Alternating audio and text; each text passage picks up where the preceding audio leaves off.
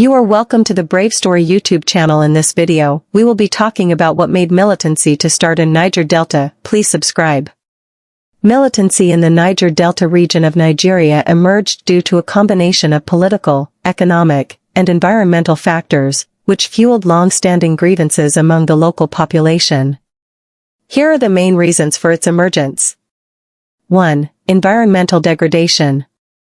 The Niger Delta is rich in oil, but oil exploration and production by multinational corporations caused significant environmental damage, including oil spills that polluted water bodies and farmland, gas flaring, which led to air pollution and health hazards, loss of biodiversity and destruction of livelihoods for communities dependent on farming and fishing. The lack of environmental remediation and compensation deepened frustration among locals. 2. Economic marginalization. Despite being the primary source of Nigeria's oil wealth, the Niger Delta remained underdeveloped, with high poverty rates, poor infrastructure, and limited access to basic services like healthcare and education. Locals felt excluded from the benefits of the region's oil wealth, which largely flowed to the central government and foreign corporations. 3. Political marginalization. Communities in the Niger Delta felt politically sidelined, with minimal representation in decision-making processes regarding resource management and development policies. Resource control and revenue-sharing arrangements heavily favored the federal government, leaving the region with little control over its resources. 4. Historical neglect. Historical neglect of the Niger Delta dates back to colonial times, with successive Nigerian governments failing to address the region's unique challenges. 5. Rise of activist movements.